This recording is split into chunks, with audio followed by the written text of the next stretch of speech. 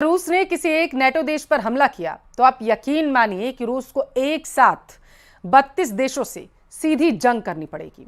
Putin के एक बेहद करीबी ने दावा किया है कि रूस किसी भी वक्त पश्चिमी देश पर हमला कर सकता है।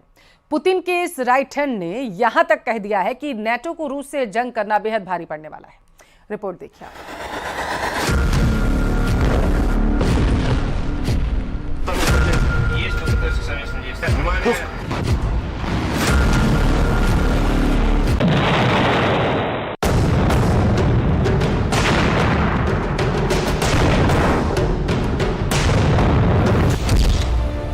नेटो पर किसी भी वक्त रूस का सीधा हमला।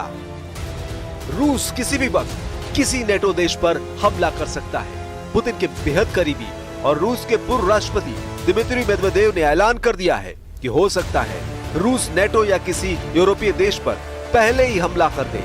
ये दावा उस धमकी के बाद आया है जिसमें ऐलान किया गया है कि 50 दिन के अंदर अगर पुतिन सीज फायर के लिए तैयार नहीं हुए तो फिर रूस के खिलाफ बेहद सख्त कार्रवाई होगी। दावे तो यहाँ तक किए जा रहे हैं कि रूस ने बेलारूस में नेटो देशों पर हमला करने के लिए पूरी तैयारी कर ली है। कुछ मीडिया रिपोर्ट्स में यह भी दावा किया गया है कि फ्रांस, ब्रिटेन और जर्मनी को लगता है कि अगर रूस पर अभी हमला नहीं किया गया तो फिर रूस को काबू करने में बहुत ज्यादा देरी हो जाएगी। इधर ट्रंप ने जब से नेटो देशों को हथियार देने का ऐलान किया है उसके बाद से अभी से ही तीसरे विश्व युद्ध के मोर्चे खुल गए हैं। 100% नेटो पर होगा हमला, पुतिन के करीबी का दावा। रूस यूक्रेन जंग तीसरी जंग में बदल चुकी है, ये कहना जरा भी गलत नहीं है।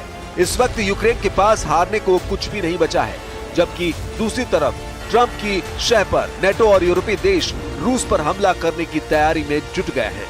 लेकिन 41 महीने से ज्यादा वक्त से जंग कर रहा रूस अब नेटो और पश्चिमी देशों को अपने टारगेट पर ले चुका है। पुतिन के करीबी दिमित्री मेदवेदेव ने जो दावा किया है वो चौंकाने वाला है। यूक्रेन युद्ध बढ़ा तो पश्चिमी देशों पर हमला करेगा रूस। पूर्व रूसी राष्ट्रपति की धमकी से तीसरे विश्व युद्ध की आहट सुनी जा सकती है। रूस के पूर्व राष्ट्रपति और राष्ट्रपति व्लादिमीर पुतिन के खास दिमित्री मेदवेदेव ने यूक्रेन जंग से जुड़े खतरे की ओर इशारा कर दिया है। कहा, पश्चिमी देशों के दिए हथियारों के कारण यूक्रेन में तनाव बढ़ा और लड़ाई भीषण हुई तो पश्चिमी देशों को रूस के हमले झेलने के लिए तैयार रहना होगा। मेदवेदेव ने अमेरिका के नेतृत्व वाले सैन्य संगठन नेटो को बकवास बताया है। वैसे ये भी कहा कि फिलहाल नेटो के सदस्य यूरोपीय देशों पर हमला करने की रूस की कोई योजना नहीं है। मेदवेदेव ने यह बयान रूस की सरकारी न्यूज एजेंसी तास को दिए एक साक्षात्कार में कही है। रूस के बड़े नेता की ओर से यह बयान अमेरिकी राष्ट्रपति डोनाल्ड ट्रंप की 50 दिन के भीतर यूक्रेन के साथ शांति समझौता करने की मांग के बीच आया है। मेदवेदेव ने साफ किया कि यदि नेटो ने रूस को नुकसान पहुंचाने की कोशिश की और स्थिति बिगड़ी तो रूस उन्हें पूरी ताकत से जवाब देगा।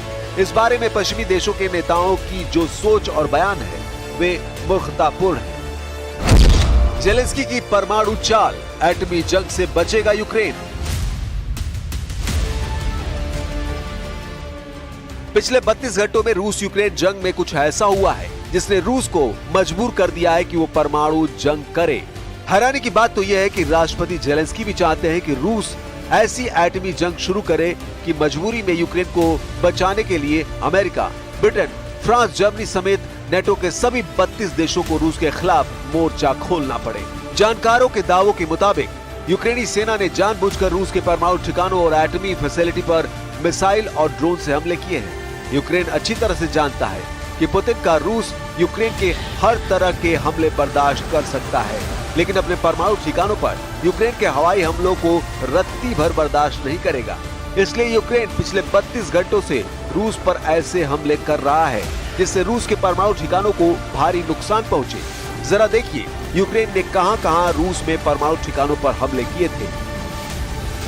यूक्रेन युद्ध तेजी से परमाणु युद्ध की तरफ बढ़ रहा है। दावा किया गया है कि यूक्रेन ने लगभग 104 आत्मघाती ड्रोन से रूसी ठिकानों पर हमले किए थे।